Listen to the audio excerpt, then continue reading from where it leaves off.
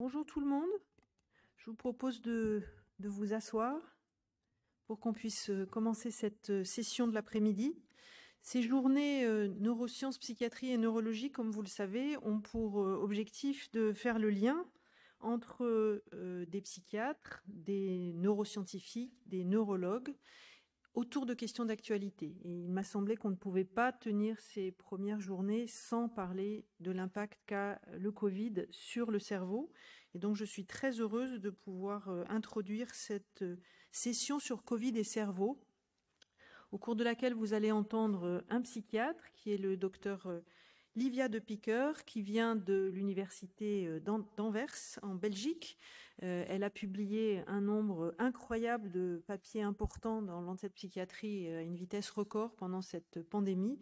Et je lui ai demandé de faire le point sur tout ce qu'on sait aujourd'hui des conséquences du Covid sur la santé mentale.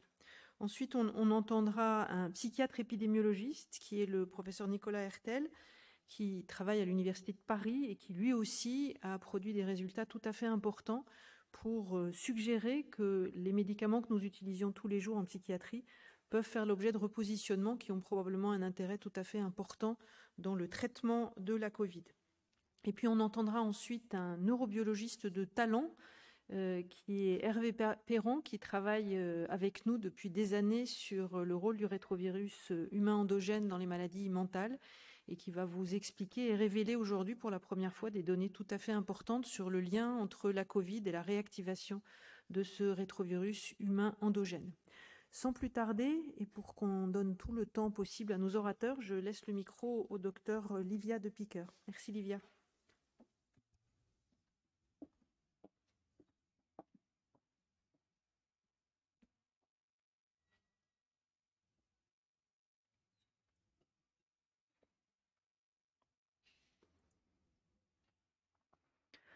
Voilà, bon après-midi, mesdames et messieurs. Si vous vous trouvez dans cet amphithéâtre cet après-midi, je vous offre mes félicitations pour ne pas encore avoir marre du Covid. Aujourd'hui, je présenterai en anglais, mais si vous voulez me poser des questions en français plus tard, n'hésitez pas. So, as has been introduced very kindly by Professor Le Boyer, I'm going to talk to you today about COVID-19 and mental illness. And this is actually at least the third time in 6 months that I will be presenting these slides. And in every occasion, I have needed to adapt quite a bit and add additional slides because this is very much knowledge in progress, science in progress, and it's going so rapidly that we really need to pay attention and keep up. So, as has been mentioned, I'm affiliated with the University of Antwerp and University Psychiatric Hospital in Duffel, but most of what I will be showing you today has come from my work with the ECMP Immunopsychiatry Network, which is a group of international researchers led by Professor Le Boyer, looking into the interactions between the immune system and psychiatric or neurological disorders. I'm also affiliated with the EPA, BCMBP in Belgium, and I've received grants from Boehringer and Janssen, not linked to this work. So, when the pandemic started somewhat over 1 year ago, being an immunopsychiatrist, I was immediately intrigued and captured by a set of specific questions. Because if what we believe about the interactions of the immune system and mental health is true, then for sure this pandemic is going to show consequences in the field of mental health that go beyond the psychological aspects of the pandemic, but are related specifically to the viral infection and its physical consequences. So, very important research questions that came to our mind. Are we going to see a wave of new onset psychiatric disorders in COVID survivors?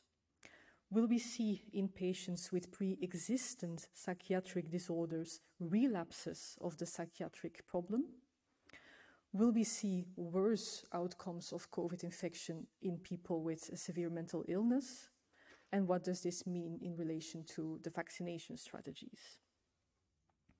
So for this first question, I'm sure you probably will have seen this very important paper published in Lancet Psychiatry. This was in the autumn of 2020.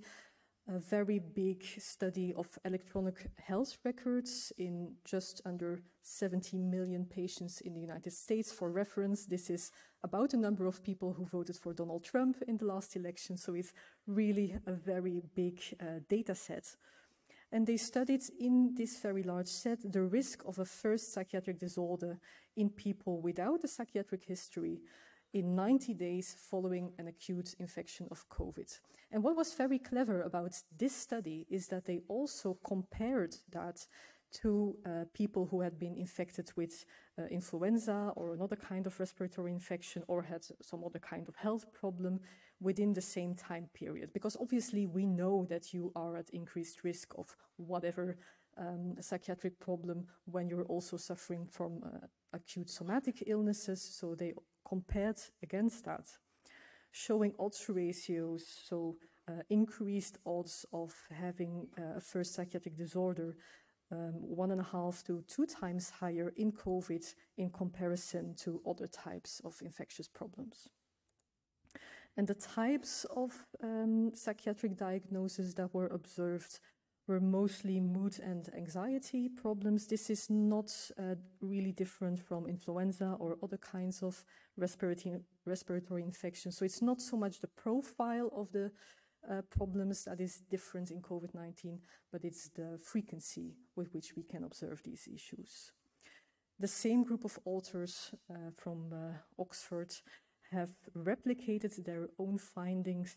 This was published in April, again in Lancet Psychiatry, this time in an even larger data set, looking at 6 months after the acute infection, and this time they looked at both neurological and psychiatric disorders, finding even a higher proportion. So before they showed that it was about 1 in 5 people after COVID having a new onset psychiatric problem, and here it was even increased to 34%. The risk of having a new psychiatric or neurological diagnosis after COVID was correlated with the severity of the acute infection. So we saw increased percentages, especially in people who had been admitted in the ICU or who suffered delirium or encephalopathy during their acute infection. The types of disorders was very similar to what they've shown before. This time they were able to prove that there was also an increased risk of psychotic problems after COVID-19, but this seems to be mostly the case in people who have very severe forms of acute COVID admitted to ICU or encephalopathy. But on the whole, we see a 44% greater risk of neuropsychiatric complications after COVID-19 compared to the flu. So all those people who keep saying that COVID-19 is just a flu, I guess this proves them wrong. What could be the underlying cause of these new onset neuropsychiatric problems? We don't know. There is still a lot that needs to be done to explain these findings, and we will hear some hypotheses about this from one of the next speakers. Quite interestingly, just 1 or 2 weeks ago, a preprint study was published online, which received quite a bit of traction. So this is why I'm showing you this, although it's not been peer-reviewed yet. But this is a very interesting paper from the UK Biobank study, where they had already a very large data set of MRI brain scans taken before COVID. And in around 400 cases of COVID, they have now also the post-COVID MRI scan. So they can really compare before and after COVID in 400 people who have been infected, and then compare this to a set of controls. Most of these people had very mild cases of COVID. Only 15 had been hospitalized. The scan intervals were quite broad. Mean scan interval 3 years. And the mean interval since the COVID infection was around 134 days. And what they observed, and this is, I guess, very much in line with what we would expect, is primarily gray matter loss in areas that are closely linked to the primary olfactory and gustatory systems. So as you know, one of the key symptoms of an acute COVID infection may be loss of smell or loss of taste or changes in taste or smell. So the hypothesis there is that maybe COVID may enter the central nervous system through the olfactory system. And this is indeed what they have observed, because it's exactly those regions that are connected with the primary olfactory and gustatory system where we see changes in gray matter. Why this could be important is that a number of these areas, for instance, the parahippocampal gyrus or the orbitofrontal cortex, are also implicated in memory or in processing of emotional information. So perhaps this could offer some pathways into understanding these neurocognitive changes. For the second question, are we going to see relapses of psychiatric symptomatology in people with pre-existent psychiatric problems? I'm afraid this is still work in progress. We are just now finishing data collection on an international study, which we are running together also with our colleagues of INSERM in Paris and University of Milan, where we have followed a cohort of patients with severe mental illness who received their COVID vaccine, both looking into their response to the vaccine with antibodies and the immune response, and looking at their side effect profiles. So we hope to show you some results of this within the next months. So moving on to the third question, what about when patients with severe mental illness get infected with COVID? What will be their prognosis in terms of the somatic outcome? Well, maybe you have followed the news a little bit and you may have come across this press release. Schizophrenia demonstrated to be the second highest risk factor for COVID-19 mortality, only second to age. So this is a higher risk than even obesity or diabetes or any other kind of risk factor that you have heard about. That's a very striking finding, and obviously something that is worth looking into more depth. And this is exactly what several research groups all around the world have done. So we have seen several reports looking into both the risk of being infected, which is consistently higher across a whole range of psychiatric disorders, but also at mortality rates, which seem to be higher in patients with psychiatric disorders. So I'm just going to show you a number of those studies from the earlier reports in September, October. What we have done is a systematic review and meta-analysis of all of these kinds of studies, looking at mortality, hospitalization, and ICU admission in people with pre-existent mental disorders and in people using psychopharmacological compounds who are infected with COVID-19. We identified 23 studies with a total sample size of almost 1.5 million subjects. And our primary outcome measure was crude outcomes, crude odds ratios for mortality. So overall, what we have seen is that when a person suffers from any kind of pre-existent mental disorder, their odds of dying after a COVID-19 infection are over 2 or higher. So it's double the odds of dying after COVID-19. As I said, we looked at several outcomes, so both mortality, hospital admission, ICU admission, and we have split this up into severe mental illness, so psychotic and mood disorders, versus other types of mental illness. And this is presented here. So in green, the unadjusted measure, and in blue, the adjusted measures, adjusted for sex, age, comorbid conditions.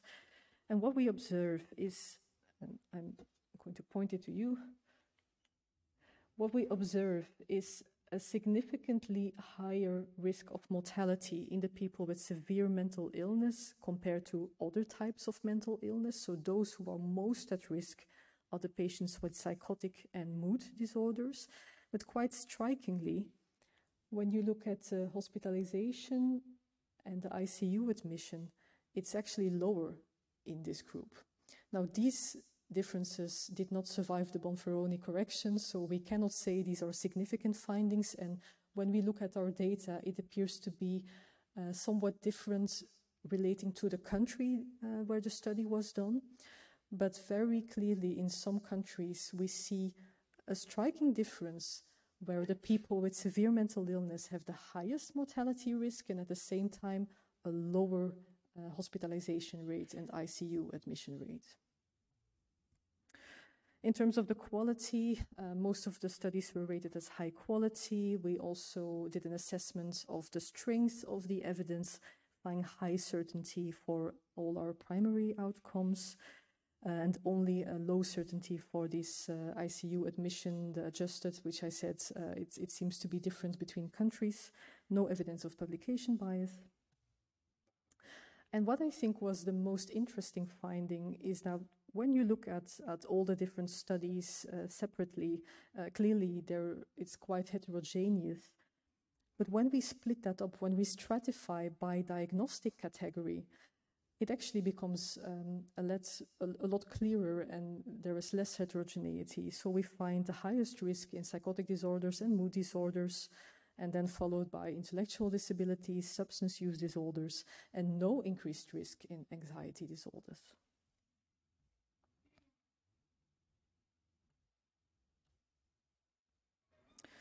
Another interesting finding was that when we split the samples by the baseline clinical status, so did the study look at people who were already in the hospital, or are these patients who are in the community not hospitalized?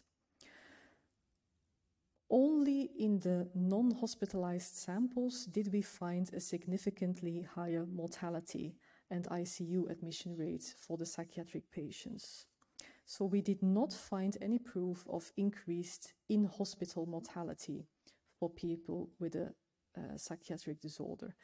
What this suggests is that if you get your patient admitted to the hospital, their chances of survival are not decreased compared to people with the same age and sex and comorbid conditions.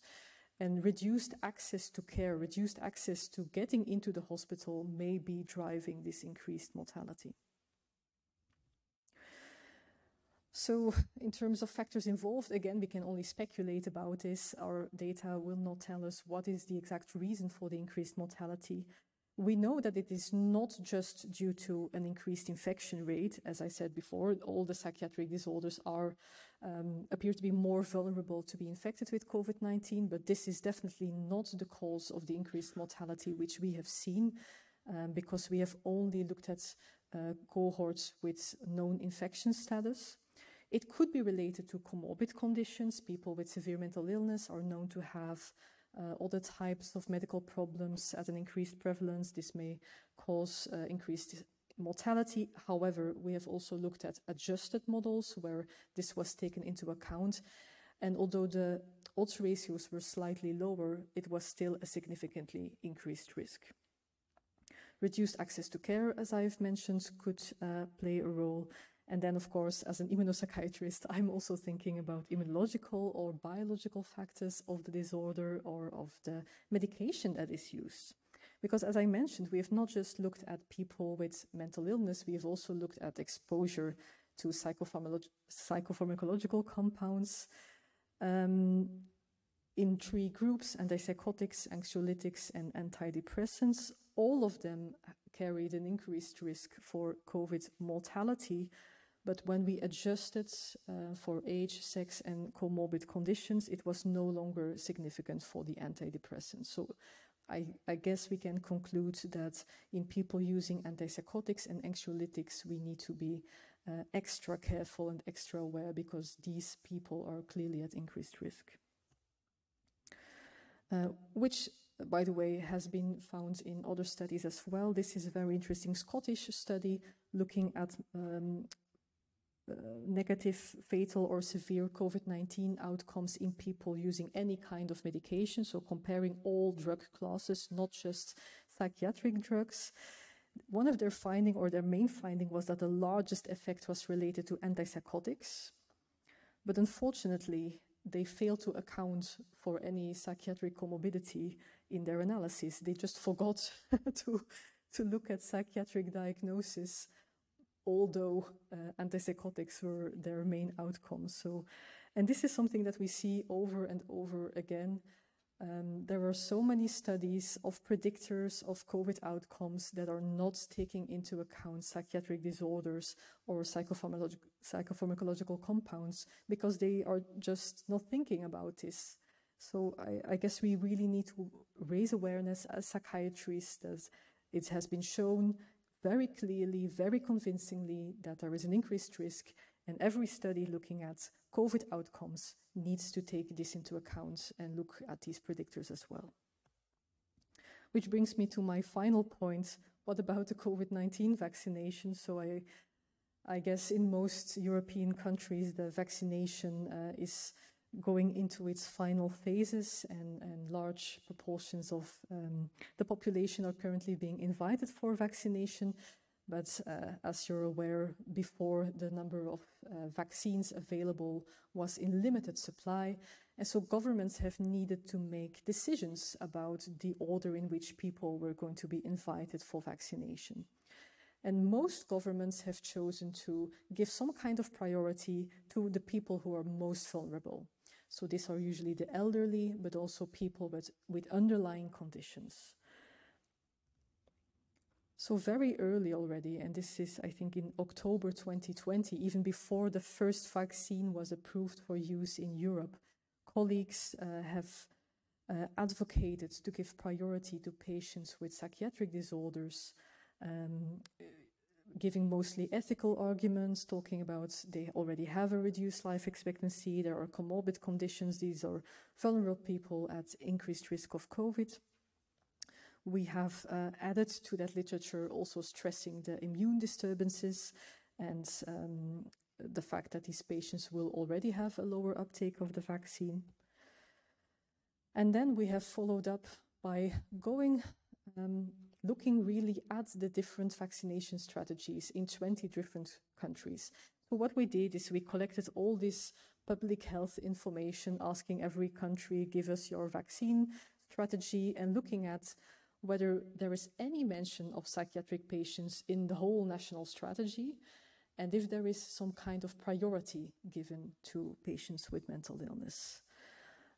Shockingly, only 4 countries, the ones indicated in purple here, were giving priority to patients with severe mental illness because of the fact that they had the disorder, which put them at increased risk. Some countries, the ones with the black and white stripes, didn't give priority to patients with severe mental illness because of the disorder, but they did give priority to people living in institutions, assuming that most people with mental illness would live in institutions and not in the community, which is, of course, as you all know, definitely not the case.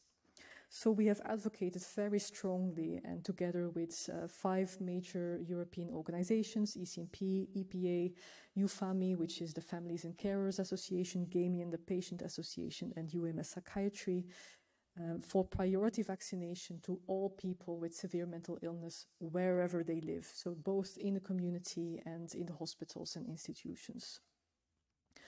And it seems that this has worked, or at least we have seen actual policy changes.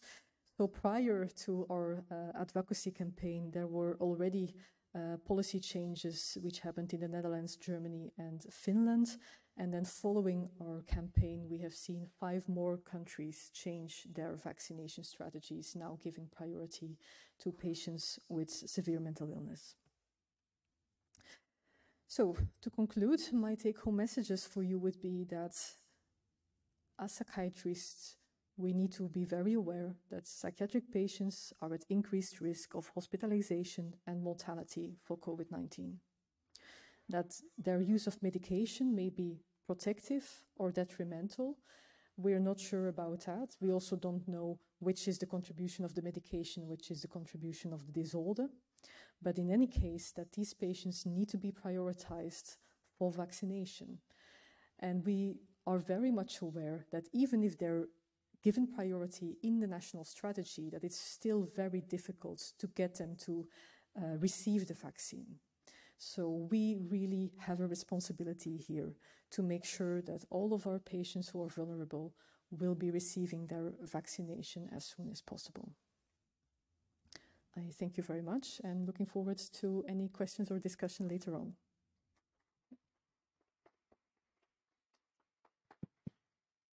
Merci beaucoup, Livia, pour cette présentation extrêmement claire et qui montre bien l'importance de connaître ces données pour la meilleure prise en charge possible pour nos patients. Donc, un très grand merci. On va passer à la seconde présentation. Si vous voulez bien garder en tête vos questions, on les posera à la fin de la session. Et je vais demander à Nicolas Hurtel de venir présenter un exposé sur repositionnement de la fluoxétine et de la fluoxamine.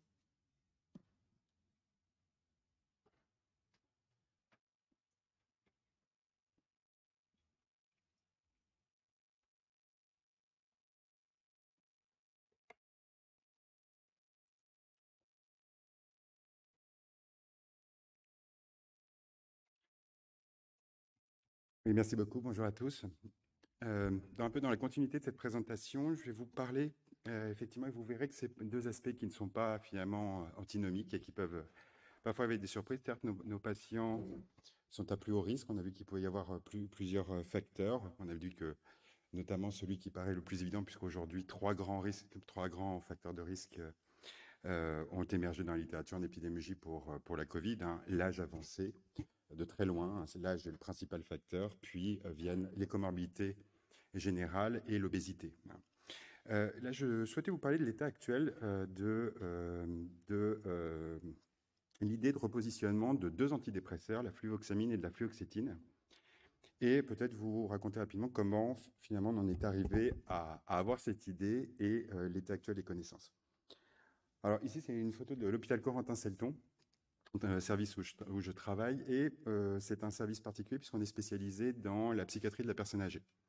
Donc on a beaucoup de personnes âgées avec des pathologies psychiatriques, essentiellement des troubles anxieux et dépressifs. Depuis plus d'un an, dans notre service spécialisé, on a 4 cas d'infection sévère en tout, sachant que plus de la moitié des soignants ont eu des formes symptomatiques de Covid. Et c'est vrai que très rapidement, on s'est posé cette question, on était un peu étonnés. Et puis un autre élément était que, vous savez qu'il y a des unités Covid psychiatriques qui avaient été ouvertes, voilà, dans différents services, et on avait des retours de ces unités qui étaient quasiment vides, et d'ailleurs qui n'ont pas rouvert au cours des vagues successives. Alors c'est vrai qu'on s'est posé cette question en se demandant, mais pour quelle raison, sachant qu'on avait les mêmes échos. Voilà, moi j'ai travaillé un temps au Neuroscience Psychiatric Institute à New York, j'appelais mes collègues, donc c'est un immense hôpital, et effectivement ils n'avaient pas de patients hospitalisés, ils ne comprenaient pas très bien où étaient ces patients. Et on s'est reposé la question, on disait que ça ne pouvait pas être la pathologie psychiatrique qui pouvait protéger, mais potentiellement certains psychotropes.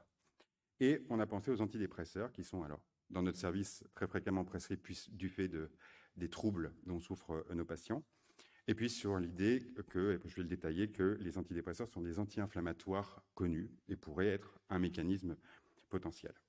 Donc on a eu l'idée de notre équipe avec des ingénieurs, utiliser les données de l'entrepôt de données de santé de la PHP. Et l'idée, c'était de recueillir les données de l'ensemble des patients qui ont été hospitalisés dans les hôpitaux de la PHP au cours de la première vague. Et de recueillir différents paramètres, à savoir donc l'âge, le sexe, bien sûr, l'obésité, l'ensemble des pathologies psychiatriques et les pathologies médicales générales, et ainsi que l'ensemble des traitements pris par tous ces patients. Et donc, lorsqu'on a fait cette analyse, donc, qui porte que sur la première vague, on a inclus donc, dans notre analyse 7230 patients, donc adultes, hospitalisés pour une Covid, mais avérés par une PCR. Vous savez que la plupart des études, lors de la première vague, n'ont pas ce critère forcément de qualité, d'assurance de l'infection. Et parmi ces patients, je dirais seulement 4,8% avaient une prescription d'un antidépresseur au moment de leur entrée à l'hôpital, à une posologie moyenne de 20 mg d'équivalent fluoxétine. Et donc, on s'est intéressé de voir si des patients prenant un antidépresseur à leur arrivée dans l'unité d'hospitalisation, s'ils avaient une évolution différente. Alors, évolution différente, j'entends un risque de décès ou d'intubation qui serait modifié comparativement des patients n'ayant pas ce type de traitement à leur entrée à l'hôpital. Et ce qu'on a retrouvé, c'est une association donc assez substantielle. Vous voyez une réduction d'environ 50% du risque d'intubation ou de décès pour les patients hospitalisés donc à la PHP, avec une prescription d'antidépresseurs au cours des 2 premiers jours d'admission, à leur arrivée. Alors, ce qui était intéressant lorsqu'on détaille, c'est qu'on a aussi regardé molécule par molécule, et alors dans notre analyse, 5 molécules atteignaient la significativité sur ces réductions: la fluoxétine, l'escitalopram, la paroxétine, la venlafaxine et la mirtazapine. Ce qui était intéressant, c'est que cette association ne semblait pas liée à l'effet d'un neuromédiateur donné. On trouvait cet effet significatif à la fois pour des ISRS et pour des non-ISRS. À l'échelle des molécules, avec toutes les limites qu'ont ces analyses qui sont purement exploratoires, on observait une association qui était la plus forte pour la fluoxétine, avec une réduction, une association théorique qui retrouvait une réduction potentielle de près de 70% de ce risque. Alors, on a été les premiers à publier ce résultat, donc c'était en juillet dernier. C'est vrai, après avoir refait plusieurs fois les analyses et après avoir réfléchi, puisque c'est des associations, comme vous savez, qui ne sont pas forcément anodines. Et depuis, il y a vous allez voir, une pluie d'études qui sont venues, je dirais, renforcer cette observation. Je vous parle d'une autre observation. Donc, c'est une étude qui vient d'Espagne, chez 2150 patients hospitalisés, où ils retrouvaient également une association forte entre antidépresseurs et réduction de la mortalité, avec une taille d'effet qui était similaire à la nôtre. Une autre étude intéressante, qui est un préprint du Lancet, alors on va attendre que ça soit évidemment publié, c'est une étude de Günster qui a pour but de screener toutes les pathologies, je dirais toutes les comorbidités, et d'essayer de voir finalement quels sont les principaux facteurs qui vont impacter directement, intrinsèquement, le risque. Et dans une analyse donc multivariée, ce qui est très intéressant, c'est que le facteur associé à la plus forte réduction d'une mortalité à 6 mois, c'est une cohorte allemande pour plus de 8000 patients hospitalisés, c'est la dépression. Alors, c'est très intéressant puisque, comme vous savez, c'est que finalement, on peut faire des analyses en épidémiologie. L'une des difficultés, c'est finalement l'ajustement. C'est-à-dire qu'on voit qu'il y a des biais et des confondants. Comme je vous ai dit, en termes de facteurs de risque qui est, je veux dire, consensuel, il y a évidemment l'âge, également les comorbidités médicales, quel que soit leur type, puisque vous avez quasiment tous les jours, on a une période où vous aviez les pathologies dermatologiques qui augmentent le risque, indépendamment. Ensuite, vous aviez les pathologies cardiaques qui augmentent le risque, les pathologies pulmonaires qui augmentent le risque. Vous avez un papier par pathologie. Et on se rend compte que finalement, plus vous avez de comorbidité médicale, plus votre risque, évidemment, d'évolution défavorable est élevé. Et ce qui est très intéressant, c'est lorsque vous entrez dans un modèle comme a fait Günster, un grand très important de comorbidité, ou comme dans le modèle qu'on avait proposé, eh bien, on trouve que l'effet intrinsèque de la dépression est associé à une réduction de mortalité par des patients hospitalisés.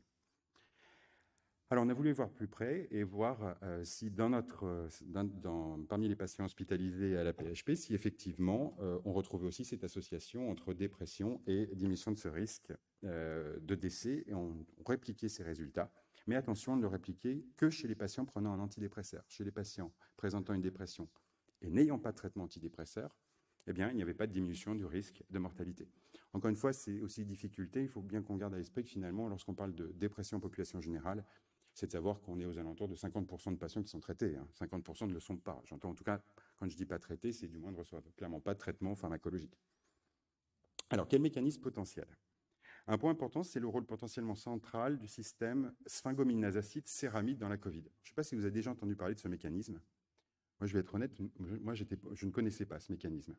Et ce qui est très intéressant, alors je vais essayé de résumer d'emblée en une figure, et je vais vous illustrer après les arguments biologiques qui sont derrière, c'est que, a priori, finalement, on sait que le SARS-CoV-2 se fixe à un récepteur qui s'appelle l'ACE2, très populaire.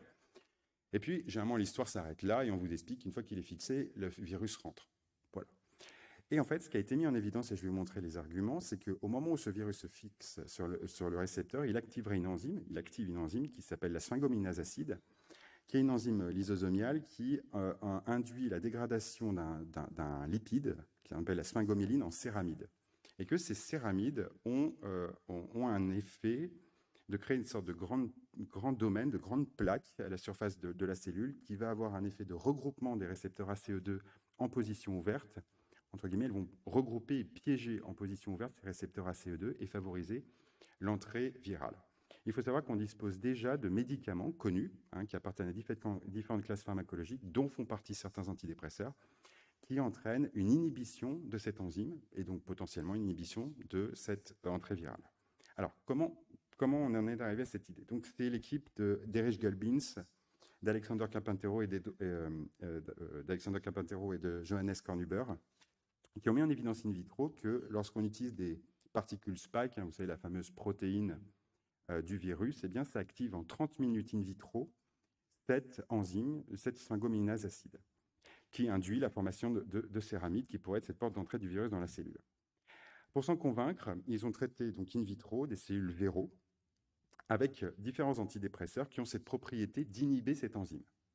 Et ce qu'ils observent, c'est que les charges virales sont extrêmement diminuées. Vous voyez, ça c'est le contrôle, et c'est en présence d'antidépresseurs. La quantité de virus que vous observez une fois que vous avez laissé incuber vos cellules avec l'antidépresseur sont considérablement diminuées. Et pour se convaincre que les céramides pourraient jouer un rôle, eh bien, chez ces cellules traitées, ils ont rajouté une solution enrichie de céramides, et à ce moment-là, on restaurait l'infection de cellules, même traitées par l'antidépresseur, qui illustrait le rôle potentiellement important de ces céramides. Sans aller plus loin, ils ont fait une expérience ex vivo. Alors, c'était plutôt très malin. L'idée était simple, c'était de prendre un volontaire sain et de prélever des cellules du nez, vous savez, avec le coton-tige, et de voir si ces cellules nasales épithéliales étaient infectées par le virus in vitro. Alors, lorsque vous prenez, voilà, on le fait tout à chacun, eh bien, vous observez là, c'est en immunofluorescence, une forte infection des cellules nasales épithéliales très rapide, si vous mettez en contact des cellules épithéliales avec le virus. Puis, ce qu'ils ont fait, c'est qu'ils ont donné à ce volontaire sain un comprimé, un unique comprimé d'un antidépresseur avec cette propriété d'inhiber l'acide sphingominase. Et là, ils ont choisi comme antidépresseur l'amitriptyline, qui a cette fonction, avec une dose assez faible. Ils ont donné un comprimé, et 1h30 après l'administration d'un unique comprimé, ils ont reprélevé une cellule du nez. Ils l'ont mis en contact avec le virus. Comme vous voyez, quasiment pas d'infection. 24 heures après avoir pris un comprimé de cet antidépresseur Fiasma, on a observé un début de réapparition d'infection. Alors vous allez me dire, pour s'en convaincre, si ces céramides jouent réellement un rôle de porte d'entrée, eh bien, ça devrait être un marqueur biologique de sévérité de la Covid, en toute logique. Eh bien, il y a eu cette idée a été faite, et donc, une première, là, c'est un préprint. Qu'est-ce qu'ils ont fait? Ils ont ils ont fait une prise de sang à des patients infectés donc souffrant de Covid à différents stades de sévérité, et ils ont regardé si la concentration de céramides dans le sang était variable. Et qu'est-ce qu'ils ont trouvé? Des écarts très importants, c'est-à-dire qu'entre un patient qui souffre de Covid sans symptômes et un patient qui souffre de symptômes modérés, il y a un écart de 250 fois en termes de taux de céramide détectable dans le sang. Et pour un patient Covid en détresse respiratoire, on est à plus de 450 fois le taux de céramide. Ce résultat a déjà été répliqué dans une étude, là, pour le coup, qui est publiée par une équipe de Barcelone, qui également trouve que le taux de céramide est directement corrélé à la sévérité Covid, avec également aussi dans une analyse métabolomique des spécificités en termes de type de céramide. Il y a plusieurs types encore une fois, les céramides, c'est un sous-type de gras, pour aller vite. Et il y a différentes chaînes, plus ou moins longues, et on observe qu'il y a une plus grande spécificité pour le C16, C18 et C24, sachant que c'est le C16 qui avait été utilisé in vitro par les collègues allemands pour montrer qu'on pouvait restaurer l'infection. Alors, ces médicaments, avec un effet Fiasma, donc inhibant cette enzyme qui crée les céramides, eh bien, on note qu'il y a certains antidépresseurs, la fluoxétine, la fluvoxamine, certains antihistaminiques, comme l'hydroxyzine, certains traitements non psychotropes, des inhibiteurs calciques, comme l'amlodipine, le bépridil. En tout, il y a une 50aine de médicaments. L'intensité de l'effet Fiasma in vitro varie fortement selon ces molécules. Et puis, il y a aussi une autre question, c'est que l'effet Fiasma potentiel chez un humain, c'est pas parce que je démontre qu'in vitro, il y a un effet Fiasma que je peux l'observer à des doses usuelles chez un humain. Donc, potentiellement, que sur les 50 molécules, certaines peuvent avoir un effet Fiasma, mais à des doses potentiellement toxiques. Voilà. Mais donc, les arguments qu'on a déjà à ce stade, c'est que finalement, 2 molécules qui ont un effet Fiasma extrêmement fort in vitro, qui sont bien tolérées cliniquement, notamment en cure courte, ça serait l'objectif, chez des sujets âgés et pouvant avoir cet effet à posologie usuelle, eh bien, on note la fluoxétine et la fluvoxamine. Alors, d'un point de vue épidémiologique, on a voulu vérifier si ça tenait la route, ces résultats, et si on observait ce signal avec nos données épidémiologiques. Alors, qu'est-ce qu'on a fait? On a regardé si les patients hospitalisés pour Covid,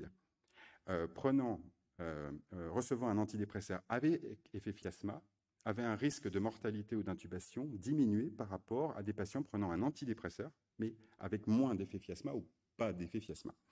Et on a observé une réduction de mortalité substantielle. On était à des taux de 50%, voilà 45%, en association. Puis on a également regardé si le fait de prendre des psychotropes fiasma, parce que parmi ces traitements fiasma, il y a aussi d'autres molécules comme certains antipsychotiques, eh bien, versus de ne pas prendre de psychotropes, là aussi, on a observé une réduction significative du risque en univarié, d'ailleurs, et en multivarié, du risque d'intubation ou de décès. Et enfin, le fait de prendre un médicament avec cette propriété fiasma, psychotrope ou non psychotrope, puisque comme je le dis, il peut y avoir aussi certains cardiotropes, notamment des inhibiteurs calciques qui ont cet effet, eh bien, on a observé également une association indiquant une potentielle réduction de mortalité ou de décès. Un autre mécanisme potentiel pour ces traitements, notamment pour la fluoxétine et la fluvoxamine, et pour le traitement antidépresseur, est un mécanisme anti-inflammatoire. Donc, je n'ai pas besoin de vous rappeler, on le sait que les antidépresseurs sont des médicaments repositionnés, comme vous savez. Vous savez que c'était une des constatations avec l'iproniazide, qui était un traitement qui était donné dans les sanatoriums pour les patients souffrant de tuberculose. On a pu observer que, certes, l'iproniazide isolément ne permettait pas de soigner la tuberculose, mais que finalement, ça avait un effet antidépresseur. Et d'où l'idée de le proposer à des patients souffrant de dépression. Donc déjà, les antidépresseurs, c'est des molécules repositionnées du champ de l'infectiologie, finalement. Et on sait, alors on a même beaucoup de données, que ces antidépresseurs sont des anti-inflammatoires connus dans la population de sujets dépressifs et qui ciblent certaines cytokines, l'interleukine 6, TNF-alpha, interleukine 10 et CCL2, qui sont en fait les cytokines rapportées comme impliquées dans l'inflammation Covid, ou du moins associées à la sévérité de la pathologie Covid. D'autres modèles animaux qui ont été faits, c'est des modèles où on a pu traiter des souris, modèles de souris en choc septique. Donc on met en choc septique par l'injection de lipopolysaccharide. Eh bien, quand on donnait de la fluoxétine versus du sérum physiologique, eh bien, on observe une réduction de la mortalité de près de 40% chez souris, sur ces modèles de souris de choc septique. La même observation a été faite également dans les modèles animaux pour la fluvoxamine, avec une démonstration de l'implication, au moins partielle, des récepteurs sigma 1. Ces récepteurs sigma 1 pourraient expliquer, au moins en partie, l'effet anti-inflammatoire de certains antidépresseurs. Alors, ce qui est intéressant, c'est que parmi les antidépresseurs existants, ceux qui ont l'effet agoniste sigma 1 le plus fort, eh bien, on note les deux premiers, c'est la fluvoxamine et la fluoxétine. Donc, deux mécanismes principaux, j'ai envie de dire, puisque d'autres mécanismes pourraient aussi, évidemment, c'est pas exhaustif, pourrait aussi participer, ça serait un effet antiviral via la réduction de l'entrée du virus dans les cellules, et donc en réduisant la capacité de réplication du virus s'il n'a pas accès à la machine de réplication intracellulaire, et l'effet anti-inflammatoire via l'effet notamment agoniste des récepteurs sigma 1. Alors, vous allez me dire, c'est bien beau, on a des données précliniques, on a des données d'association, est-ce qu'on a des données d'essais cliniques? Eh bien, on a une publication qui date de novembre dernier, un JAMA, publié par Eric Lenz et Angela Ryerson, une étude de phase 2 où ils ont donné l'antidépresseur, donc fluvoxamine, pendant 15 jours, à une posologie de 100 mg 3 fois par jour, à 80 patients et versus 72 patients qui recevaient un placebo. Donc, c'était un RCT de 152 patients. Et ils ont regardé la survenue, donc c'est des patients ambulatoires qui ont un Covid avéré, et ils ont regardé la survenue d'une détresse respiratoire, d'une hospitalisation, du fait d'une aggravation. Et ils observaient 0 cas sous la fluvoxamine versus 8,3%, ce qui représente 6 en pratique, 6 patients, dans le groupe placebo. Alors vous allez me dire, ce n'est pas un gros effectif, mais c'était typiquement une analyse intermédiaire qui était prévue, puisque si vous avez, dans un design randomisé, versus placebo 0 d'un côté et 6 de l'autre, ça veut dire que éthiquement, vous êtes obligé de publier d'emblée, parce que ça peut dénoter potentiellement une taille d'effet extrêmement forte. Voilà. Cette étude a été confirmée dans une autre étude publiée par Seftel et Boulware, où là, ils utilisaient une dose moindre de fluvoxamine, 50 mg 2 fois par jour, pendant 14 jours, où ils l'ont proposé à des patients. Donc, soit le patient disait « Ok, je prends le fluvoxamine », soit il refusait, il avait le soin usuel. Et ils observaient, donc là, l'outcome, c'était hospitalisation et décès, ils observaient 0 cas sous fluvoxamine versus 12,5% dans le groupe qui avait refusé. Et ce qui était intéressant... Oui, Et ce qui était intéressant, c'était qu'effectivement, ils avaient aussi regardé les symptômes résiduels et observé que 0 patient sous fluvoxamine ne rapportait de symptômes résiduels après J15 versus près de 60% dans une échelle, dans une auto-évaluation. Alors, on a depuis aussi de nombreuses données autres précliniques, notamment que la fluoxétine inhibe fortement la réplication de ce virus dans des cellules pulmonaires humaines, qu'elle inhibe aussi la charge virale du SARS-CoV-2 dans les cellules viraux avant et après infection des cellules, et que la fluoxétine réduit la charge virale dans des cellules CALU1 infectées par différents variants, notamment le sud-africain et brésilien, avec une taille d'effet similaire. Pas besoin de vous dire que la fluoxétine ou la fluvoxamine, si on part du principe qu'on fait une prescription de 15 jours à des posologies antidépressives visuelles, sont extrêmement bien tolérées et que c'est des molécules dans le domaine public qui sont peu coûteuses. Alors pour conclure, on a effectivement on est à un stade de présomption scientifique, on va dire, j'ai mis le mot substantiel, d'efficacité en tout cas pour 2 molécules, fluoxétine et fluvoxamine. Fondées sur résultats convergents, on en est à plus de 8 études précliniques sur différents types, catégories de cellules, une étude ex vivo chez volontaires sains, une étude avec des variants, un essai contrôlé randomisé, une étude ouverte pragmatique, 2 études observationnelles. Une présomption scientifique pour le rôle au moins qui pourrait contribuer le rôle au moins central potentiellement de l'acide sphingomynase et des céramides dans la Covid-19. On est également à un stade où finalement je pense qu'il y a aussi une réflexion à avoir sur le non-arrêt des médicaments Fiasma pendant la Covid. Ça, pour des patients qui prendraient par exemple un antidépresseur avec cet effet, le fait de pouvoir connaître ces données, de pouvoir dire aux collègues de ne pas arrêter surtout pendant la Covid ce traitement qui pourrait potentiellement réduire le risque de décès. Et on est à un stade où déjà ces données ont été suffisantes pour entraîner des études de phase 3. Vous savez que c'est les dernières études, donc large ampleur, qui sont en cours. Alors, je peux même vous dire, puisque voilà, on travaille en équipe, que le grand essai américain de 1200 patients, donc 600 versus 500, vient d'inclure son dernier patient. Donc on disposera de ces résultats de phase 3 sous peu, et que l'essai Together, qui représente le plus grand essai international ambulatoire pour le Covid, qui recrute sur 6 pays, avait mis un certain nombre de bras, si vous voulez, ils veulent les différents traitements pour des patients ambulatoires, et qu'aujourd'hui il ne reste plus que 3 bras, après élimination des différents traitements ne fonctionnant pas avec suffisante puissance. Il reste actuellement la fluvoxamine, l'ivermectine et le placebo. Et je vous remercie. Merci beaucoup. Merci beaucoup pour cette superbe série d'études. Ne vous mettez pas tous sous fluoxétine pendant l'été. Je vais donner la parole tout de suite à Hervé Perron, parce qu'il ne nous reste plus beaucoup de temps. Donc, Hervé Perron travaille chez Géneuro, qui est une start-up française et suisse sur le rétrovirus humain endogène, et on va vous présenter des résultats très innovants sur le lien entre ce rétrovirus et la Covid. Merci beaucoup. Ah oui, si j'enlevais le masque, ça serait mieux. Bonjour. Je vais passer sur mes conflits d'intérêts comme Marion vous l'a dit. Quand on fait des travaux qui aboutissent à des résultats, on essaie d'en faire quelque chose qui puisse être utile aux malades et on suit le chemin qui explique ma déclaration. Maintenant, avant d'expliquer les résultats qui sont obtenus dans le Covid, je pense que je dois expliquer ce que sont les rétrovirus endogènes humains parce que ce n'est pas forcément quelque chose de bien connu. Ce sont des éléments génétiques qui proviennent d'infections rétrovirales qui sont entrées dans le génome des espèces en infectant les cellules germinales. Quand les cellules germinales, oui, la flèche suit. Quand les cellules germinales sont infectées par ces rétrovirus, ceux-ci ont la propriété d'introduire une copie ADN de leur ARN dans les chromosomes de la cellule hôte. Et quand la cellule hôte est un gamète et que la fusion de ces gamètes donne naissance à un individu viable, que ça n'a pas affecté sa viabilité, eh bien, ces copies sont transmises héréditairement et toute la descendance a des familles d'insertion de gènes rétroviraux dans les chromosomes. Et c'est un phénomène continu qui fait qu'arrivé chez l'homme, l'accumulation de ces éléments représente 8% du génome humain.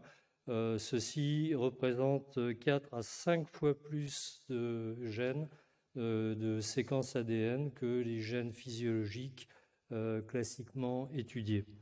Ça, c'est quelque chose que je ne peux pas discuter ici. Ce qui est intéressant pour nous, c'est de savoir que ces éléments endogènes sont normalement latents, inactivés ou réprimés épigénétiquement et silencieux. Par contre, certains éléments de l'environnement, notamment des infections, des agents infectieux, sont connus pour réactiver, déréprimer d'une part et activer d'autre part ces éléments latents. Et quand ils peuvent coder pour des protéines, exprimer des protéines rétrovirales dont les effets pathogènes ont été mis en évidence dans différents types de cellules, dans différents organes et dans différentes pathologies connues chez l'homme que l'on est en train d'étudier au niveau du rôle de ces protéines endogènes qui sont activées.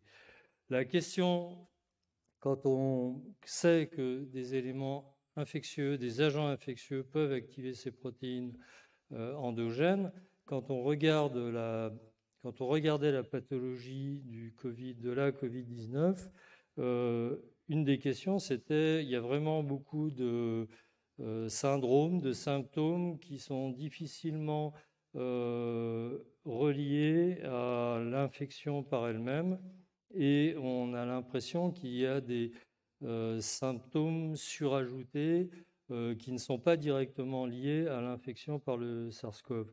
Et une des questions, c'est est-ce que par hasard, le SARS-CoV-2, lui aussi, stimulerait l'expression de certains rétrovirus endogènes. Donc, ce que l'on a fait, c'est qu'on a commencé par prendre des cellules de donneurs sains, des cellules mononucléées sanguines, qu'on a mis en culture primaire et qu'on a exposées ou non au virus SARS-CoV. Et quand on a fait un dosage ARN PCR pour la protéine d'enveloppe d'une famille d'éléments endogènes qui s'appelle ERF-W et d'une autre qui s'appelle ERF-K, qui sont deux familles qui codent pour des enveloppes connues pour jouer un rôle pathogène dans certaines maladies humaines, on voit que certains donneurs à 2 heures ont une stimulation très forte de l'ARN qui code pour ces protéines, mais que d'autres, au contraire, ont une inhibition immédiate. Et donc, on a une population répondeuse et non répondeuse. Et sur des séries plus grandes, on a vu qu'il y avait environ 20% de répondeurs chez les donneurs sains que l'on a testés, mais que les non-répondeurs avaient plutôt tendance à inhiber. Mais ça, on reviendra là-dessus à une autre occasion. Ce qui est important de savoir, c'est que l'expression d'ARN ne dit pas tout. Ce qui est important et ce que l'on connaît de pathogène, c'est la protéine qui peut être codée pour ces ARN. Et quand on est allé voir au niveau protéique, ici en immunofluorescence, déjà pour la protéine HERVK, on n'a rien vu, nulle part.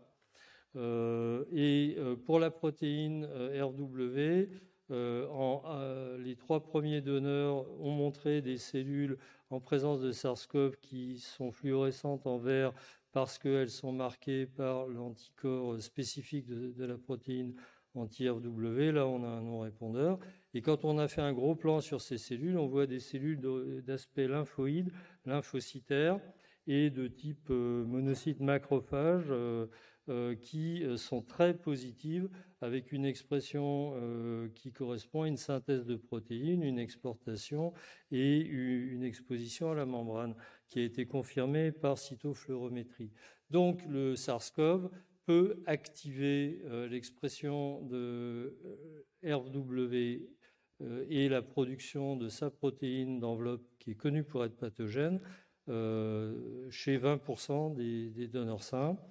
Et quand on est allé après chez les patients Covid, d'abord dans une cohorte en collaboration avec une équipe de l'université et de l'hôpital universitaire à Rome, nous avons pu mettre en évidence que l'expression de cette protéine RW à la surface des globules blancs, mais surtout des lymphocytes, était très significativement augmentée chez les patients Covid.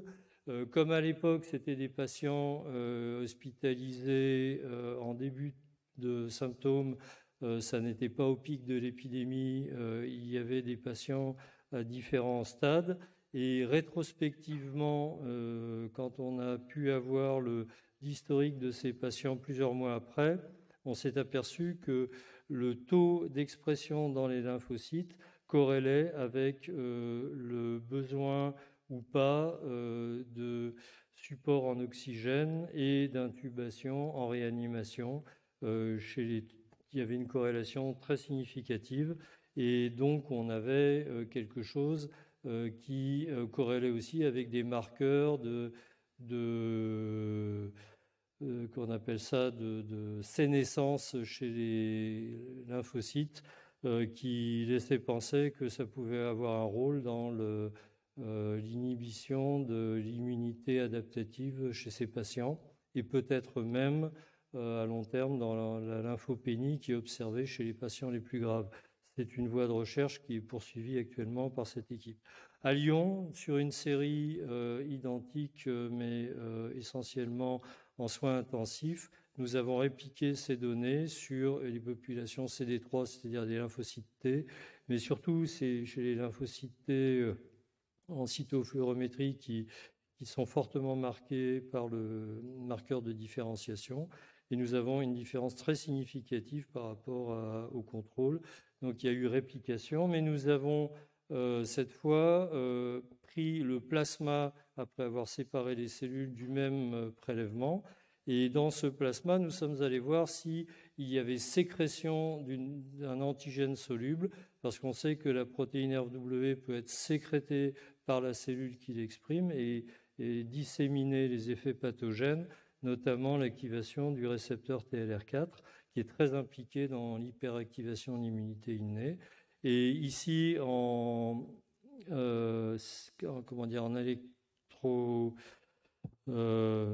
électrophorégramme, donc en immunoélectrophorèse capillaire, pour employer le terme exact, on voit le pic d'expression de détection de cette protéine, ici en version Western blot classique. Par contre, pour la protéine K, on est allé voir, elle aurait dû être dans cette région, mais on n'a rien vu.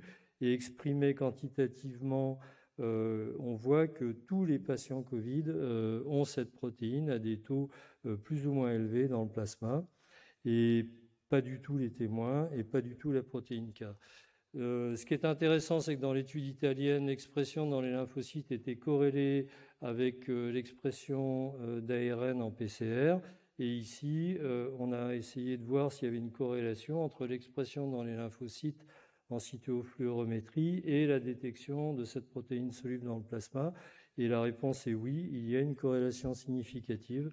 Donc, on a un phénomène qui corrèle au niveau des cellules CD3 et CD19 dans le sang de ces patients Covid. Donc, c'est extrêmement cohérent et ça renforce l'hypothèse.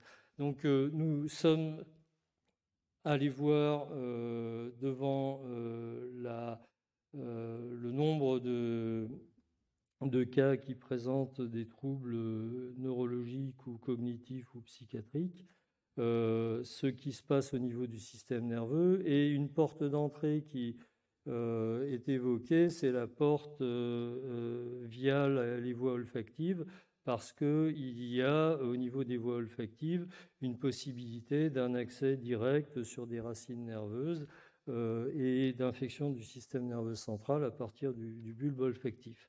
Nous avons collaboré avec l'Institut d'infectiologie et de la ville de Mexico City, et nous avons reçu des lames autopsiques de cas de Covid. Et on peut voir effectivement qu'au niveau de l'épithélium olfactif, la protéine ERV-W-ENV est très fortement exprimée dans les cellules macrophagiques infiltrées, mais aussi au niveau de l'endothélium de vaisseau. Un isotype contrôle, un anticorps qui n'a rien à voir, ne marque rien, donc on a une très bonne spécificité.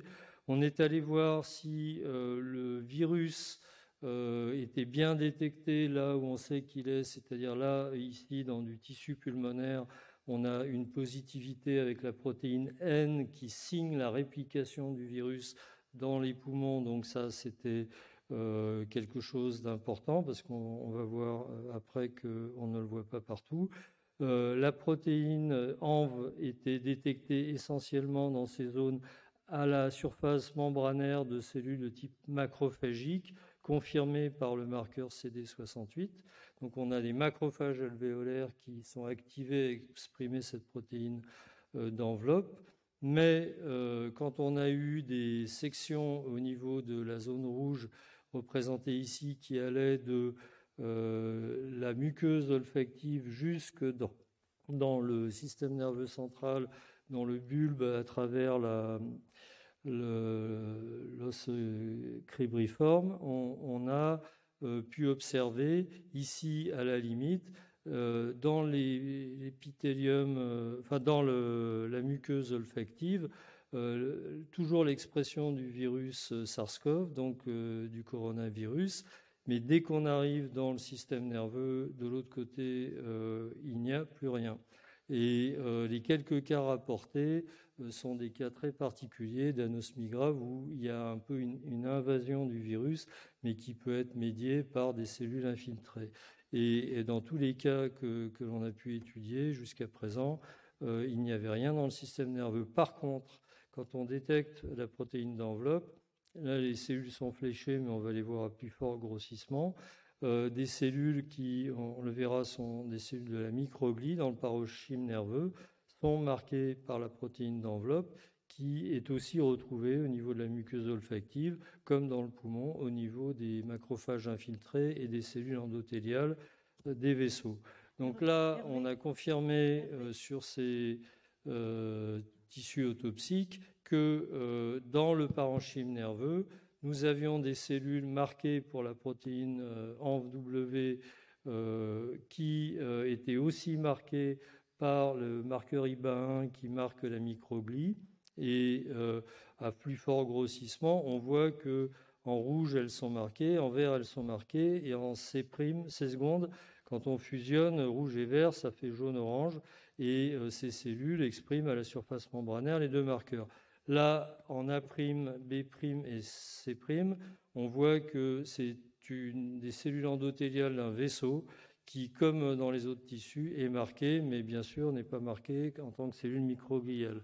Donc on a une expression qui est microgliale et aussi dans certains vaisseaux.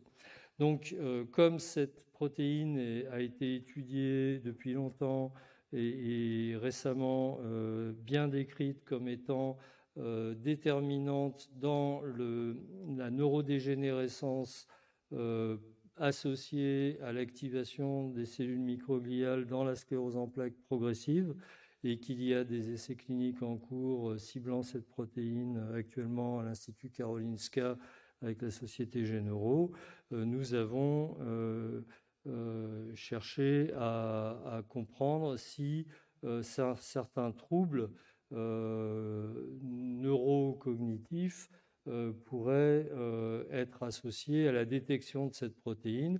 Et la façon la plus simple, comme on l'a validé, c'est de détecter l'antigène soluble dans le plasma. Alors ça, c'est une étude en cours et j'ai pris quelques cas pour illustrer des premiers résultats. Dans la colonne en vert, déjà, nous avons là 3 cas post-Covid, juste après un épisode aigu, quelques semaines après la sortie d'hospitalisation, et 2 cas à plus de 3 mois. Et puis un cas qui n'était pas Covid, mais qui était connu pour une psychose maniaco-dépressive, un cas bipolaire. Nous avons ici l'antigénémie qui a été mesurée dans le plasma de ces patients. Là, j'ai indiqué le rapport signal sur bruit de fond. Un signal supérieur à 1 est une positivité. Et on a eu un cas extrêmement positif j'ai laissé les commentaires des psychiatres en français. a fait un épisode psychotique, entre parenthèses, premier épisode, parce que jamais connu pour ce type de symptômes auparavant, et qui a été hospitalisé en psychiatrie juste après sa Covid. Un autre et 2 autres cas à plus de 3 mois. Un cas qui avait été diagnostiqué PCR positif, qui a fait un premier épisode de type psychotique manique, donc avec des caractéristiques jugées vraiment psychotiques par les psychiatres, et un autre cas qui correspond un peu à la majorité de ce qui est observé d'après ce que j'ai pu lire et ce qui m'a été rapporté. Ce cas qui n'avait pas été testé en PCR, qui était négatif mais plus de 3 mois après, donc c'est pas étonnant, mais qui était positif en sérologie. Ce cas avait un profil anxio-dépressif et un ratio presque 8 fois au-dessus du bruit de fond. Donc en fait, quand on a vu la corrélation entre la détection de l'antigène circulant dans le sang et l'expression dans les lymphocytes, et aussi avec la détection de l'ARN dans le sang, on s'aperçoit que cette détection est très significative du fait que on peut présumer et on doit continuer à travailler sur cette piste, parce que nous avons réuni avec des collaborateurs de différents groupes associés à la Fondation fondamentale. Nous avons depuis pas mal d'années travaillé à montrer l'expression de ces rétrovirus endogènes dans certains sous-groupes de pathologies psychiatriques, notamment associés à une inflammation. Il y a un papier qui va sortir là, ou qui est juste sorti dans Translational Psychiatry, qui montre que ces sous-groupes qui expriment cette protéine endogène sont les mêmes qui expriment de l'IL-1 bêta dans la maladie bipolaire et représentent 30% des cas, et sont les mêmes qui expriment de l'IL-6 dans le sang et représentent une petite moitié des cas de diagnostiqués schizophrénie. Mais ce qui est intéressant, c'est que tout cela passe par une activation de la microglie au niveau cérébral, qui est médiée par l'interaction entre la protéine d'enveloppe activée dans le cas des psychoses longtemps avant, mais maintenant on le voit quasiment tout de suite par des éléments viraux. Et dans une publication de l'année dernière, dans Science Advances, il a été montré que cette activation microgliale médiait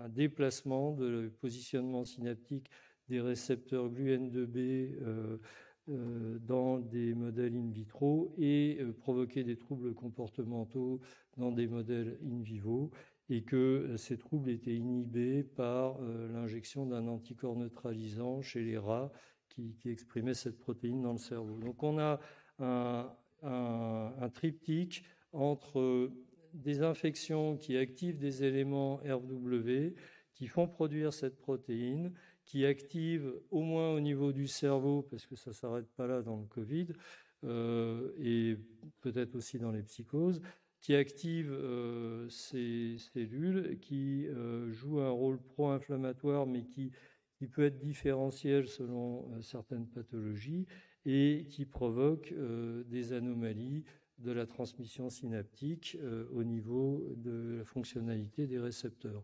Donc, ce que l'on a observé est la détection de cette protéine dans le Covid et dans des cas post-Covid qui présentaient des troubles psychotiques ou anxio-dépressifs, et toute l'histologie qui montrait l'expression de cette protéine dans la microglie en l'absence d'infection par le SARS-CoV. J'ai oublié de dire aussi que les lymphocytes sanguins exprimaient cette protéine sans s'infecter par le SARS-CoV. Donc c'est une activation d'un récepteur qui aboutit à l'expression de cet endogène et pas l'infection elle-même. Nous avons actuellement des essais cliniques en sclérose en plaques progressive avec un anticorps neutralisant qui s'appelle le Temelimab. Ce sont des essais cliniques de fin de phase 2 qui permettrait de disposer d'un anticorps thérapeutique utilisable en clinique, neutralisant cette protéine endogène et qui, si on peut confirmer ces séries, devrait déboucher sur des essais cliniques dans ces pathologies post-Covid qui vont malheureusement être un gros problème de santé publique, parce qu'on dit, on répète aujourd'hui que 10 à 15% des gens qui ont fait un Covid, grave ou pas grave, développent des troubles neuropsychiatriques, cognitifs, neurologiques, sans parler des autres. Merci beaucoup. Je vais remercier mes collègues aussi bien de Généraux que du Centre d'infectiologie de Lyon, de Mexico City, de la Fondation fondamentale et les psychiatres de Paris et toute l'équipe de Tor Vergata à Rome, en Italie. Merci. Merci beaucoup. Merci infiniment pour cette explication à la fois physiopathologique et probablement thérapeutique. On a quelques minutes, mais on a un petit peu dépassé l'heure pour quelques questions brûlantes. Et on est aussi à votre disposition après la session, si vous avez des questions à poser aux orateurs. Est-ce qu'il y a une question? Pas de questions? Dans ce cas-là, on vous remercie beaucoup pour votre... Ah, s'il y a une question. Je vous laisse venir vers le micro, peut-être.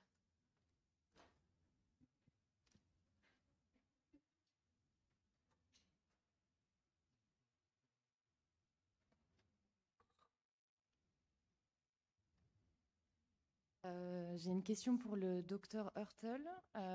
Vous avez parlé de la fluvoxamine et de la fluoxétine, mais il y avait d'autres molécules dont on parlait beaucoup au début du Covid, notamment la chlorpromazine, qui avait un gros effet anti-SARS-CoV-2 aussi, donc je voulais savoir où ça en était. Et j'avais entendu parler de la clomipramine, qui a un gros effet anti-inflammatoire, notamment au niveau neuro.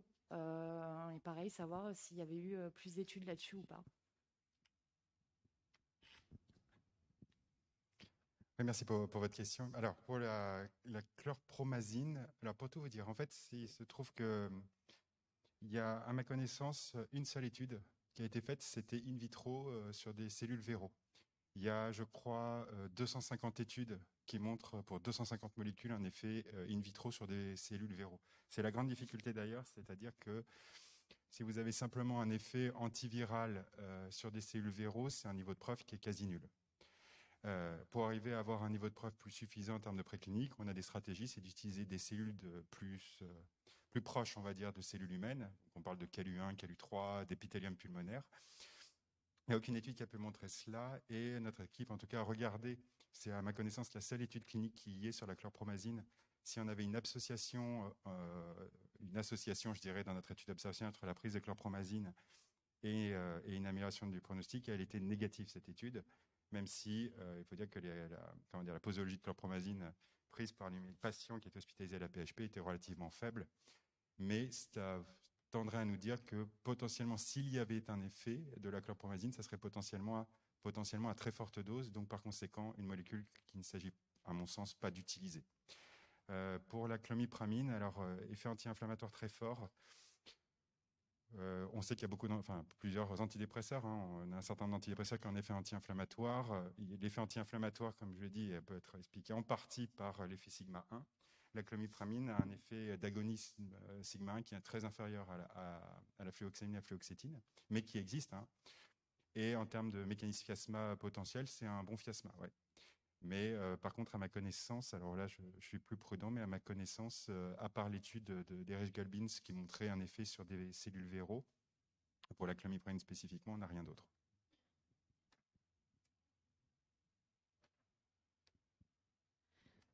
Merci beaucoup. Mais s'il n'y a plus d'autres questions, comme on est très en retard, je vous propose de remercier nos orateurs.